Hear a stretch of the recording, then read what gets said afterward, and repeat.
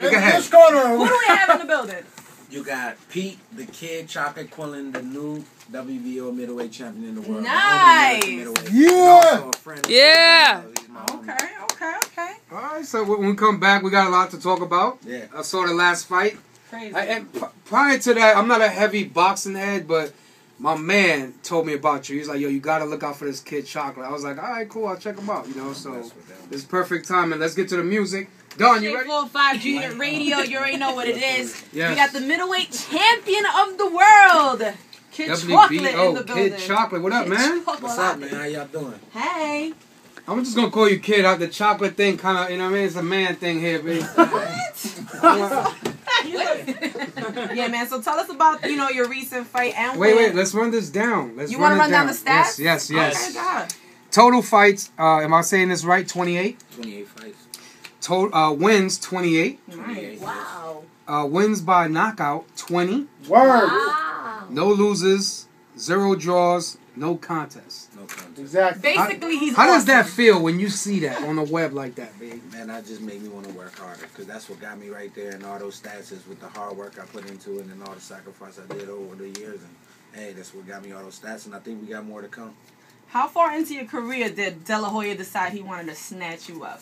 Well, Because, I kind of had like a situation where every situation I got into, I kind of worked myself in there. Right. And I think that's what happened with Golden Boy. I talked to my managers and I was saying, yo, man, it look like I need to be with this other promoter and y'all need to work that out. Y'all got me with these people and that's what they did. And they asked me who I want to be with. Golden Boy was on high on the list and they seemed very interested in me. Now I'm on the squad now.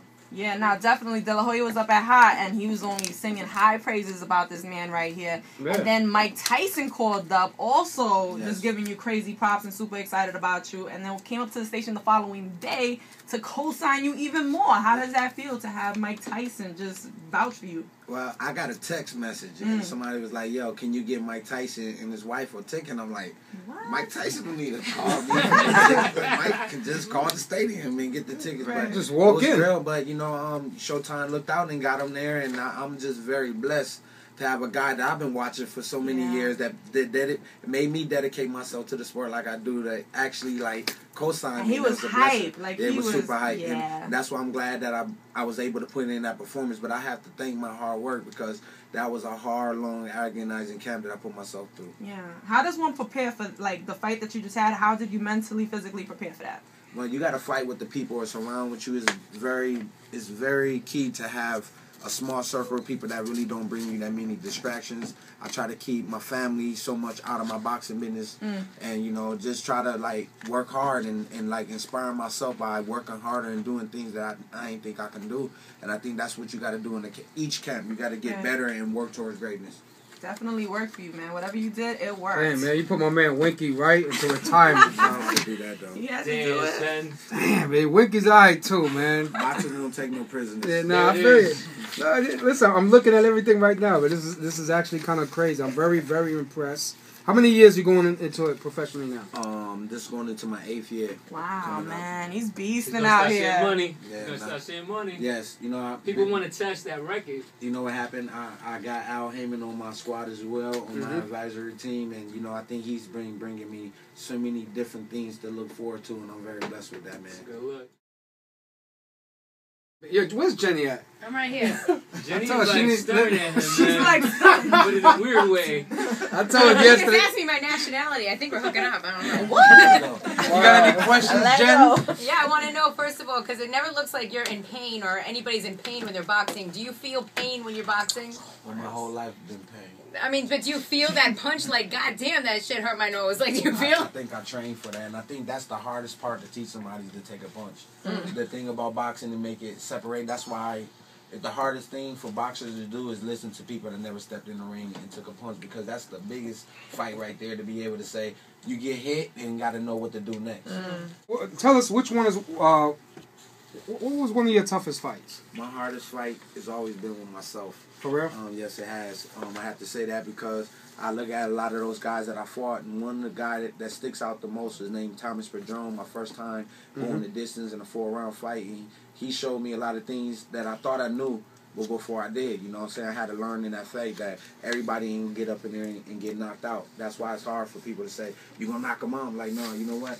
I think for the most part that nobody gonna let you knock them out. You gotta, you know what I'm saying, it's up to them. You gotta earn that knockout. Yeah, and I think that's the biggest thing.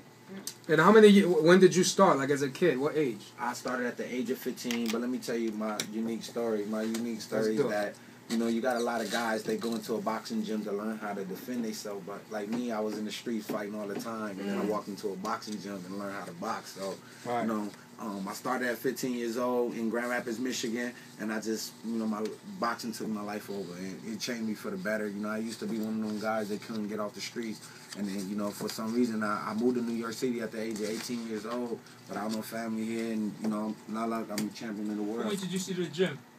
Huh? Who brought you to the gym? You have a mentor or somebody? Nope. I think I just ran into the gym one day. I just was like, let me see what this is about. Did you go in there like, I'll fuck any one of these dudes up? My boy, you know what it is? My boy told me he was playing football. And he's like, man, you should come. I went there and I just never left. I think it was something about boxing because it was always the thing that, you know, the adults and that allowed the kids to watch on a Saturday night, some boxing, Sugar Ray Leonard. So I always remember that it was always inspiring my life. And I thought I was a boxer because my brother used to take my little brother and I, put us in opposite corner. He used to be Mike Tyson. I used to be Sugar Ray. Okay. So I'm running, so I say 7 years old, you know. But he used to set y'all up to fight in the house? Yeah, that's that big brother shit, and then yo. And then we started getting socks and putting socks in the top of and having homemade boxing gloves. But so this is something you always knew or you knew you wanted to pursue then? I think it's something that had manifested in my life. It was just always there. Like, I never questioned God. I just think God put everything in your life that you can handle, and that's what happened with me. Like, boxing just find a way in my eye, inspire a lot of people through my work ethic in boxing. Yeah.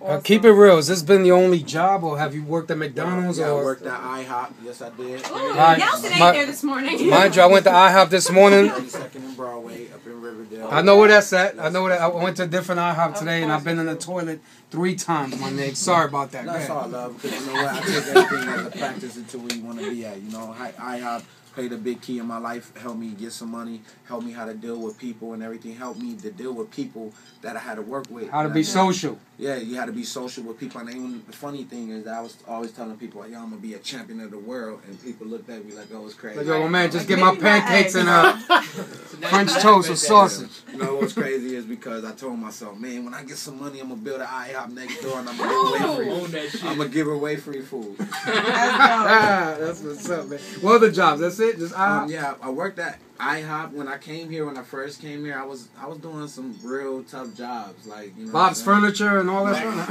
Actually, I was working with those, you know, what those Spanish people call it vivero. Oh shit! Yeah. With the chickens, you was killing chickens. Wow! Damn. Slaughterhouse. The crazy thing is, my dad is from Cuba, so. When he came to the States and I was born in Chicago, moved to Grand Rapids. My dad thought he still was in Cuba for a long time. So he was killing chickens like regular. Like nothing. In the backyard. Where's those weird black kids that's dad is like from another country that kill chickens in the backyard? His dad is killing chickens in the back of the house.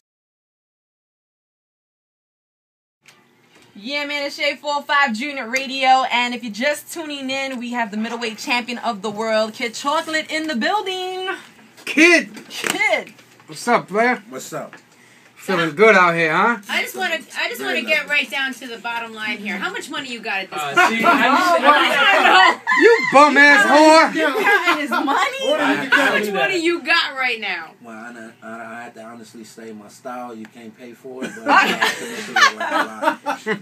do you have a lady? I'm kind of like on the board. Don't answer that. Don't answer that, my friend. Why he can't answer that? You don't have to answer that, my friend. Right now, my only wife is boxing right now. Okay, so then he's out here dating and shit. That's what he's doing. Chilling, babe. He's having a good time. I'm definitely chilling.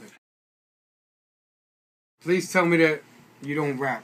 I don't want you. I can rap if I wanted to. No, but you're not gonna make records. Do it right now. Do it right now. You don't want to hear something? Yes. Really? Yes. Flow game been hot since I was in the 6th grade. Talk not to go against the grain to test the brave. Shots will hit your brain and melt your waves. And if you got long hair, it will press your braids. I will catch your body, I will catch your case. Only thing I'm really scared of is catches AIDS. This goes out to them cats of age. Stop acting your shoe size, boy. Act your age. Okay. All right. You know that.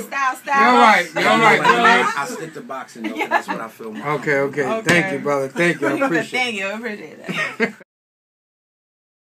Well, you know, the last guy, he was 27-0, and I was going in to fight 27-0. I just when I heard him talk about the fight and everything, I just heard him sounding like all the other guys that said, "I'm gonna give him his first loss." Like, you know me, I'm just saying I'm gonna win the fight. I'm not worried about getting this dude his first light. And I said the show wasn't even about him; it's about me. You know what I'm saying? He's just along for the ride. You know what I'm saying? Chuck, I got a question for you. How does it feel that that whole card? It's a pretty good card. You know what I'm saying? Molinazi was fighting a couple other guys. Your fight happened to be the fight that everybody was talking about. Yep. Like they said, no bullshit. You christened the Barclays Center. Like you made it official. Like where people think that MSG is the only place that you can find boxing, you made that like your home. How's that feel? Man, you know, it's, like I said, it's a blessing that I don't question about it. You know, how the fight played out. I mean, it's already in the books with God, man. He the one that played that out. I did my job, which is going in the gym, not make excuses and work very hard and get the win, man. Like I've been manifested this in my head all the whole time, telling people I'm gonna be a champion. I'm gonna be a champion. I kept saying it. Now it's true. Now it's more work to get done. I reset my goals for what I want to accomplish as a champion and be a true champion to the fans. So if you have this fight that comes up in January, it's like November now. Are you already training? Like, are you constantly training, or are you gonna just have to go train harder? Like how does it work? I just put myself through a 3-month training camp. I don't drink. I don't do drugs. I don't. Do I was gonna offer you some Nouveau, and you didn't want this shit. How can you turn that down? Come on, man. I have to really know that. You know, I'm ready. You know what I'm saying? Whenever they ready for me to leave, I'm on drop of the dime on call like a doctor, 24 hours, saying that they gonna have me go tomorrow. I'm ready to leave. So, like I said, boxing is my full-time job. When he asked me how much money did you make, I make enough that I can say that I do boxing as a professional and live good too. I'm sure. Yeah, you look like you live good. I'm saying. Very healthy and stuff. Before I got here, I was telling my boy who do all my web stuff, and I was telling him, man, you know, my life could be a scene from a movie every day I've been getting up. Look, 50's checking in right now, and he just said, tell him I came to see him fight when he beat Winky. He's talented, and I wish him well. Nice. That's a blessing, man. Yeah, so Fifth just said that. He's listening right now. Man, that's a blessing. I seen him. I got to actually posted a picture up on my Instagram, which is @KidChocolate. Right. With 50 being there and everything. Like I said, I'm just blessed with all this, man. I don't take none of this stuff for granted, and I just work even harder and get more motivated. What do you listen to? I listen to everything from 50, listen to everybody. I listen to Bobby Womack, because that's who I compare my boxing style more to, is a R&B singer, which is a good R&B That's singer. crazy. You know what I'm saying? I tell everybody, like, even with Winky Wright, I said, you know, the only way Winky Wright can beat me is if he can dance better than me. And if he can dance, then you got to at least know how to salsa dance to that, you know. But I listen to salsa, I listen to everything. I listen to whatever moves me to help me get in the rhythm.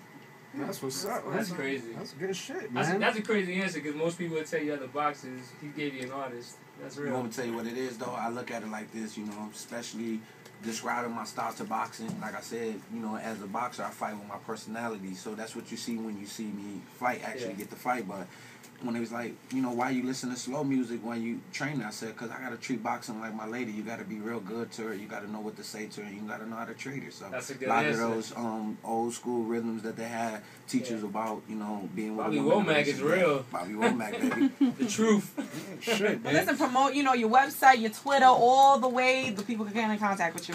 All right, make sure that y'all hit the www.thekidchocolate.com. Also on Instagram @KidChocolate. Same thing on Twitter. Y'all can get the tabs on my website. That if you didn't catch what I just said, but I'm blessed for y'all to even hit those things and show me the love, and that's what it's all about: is showing love and passing it on to other people.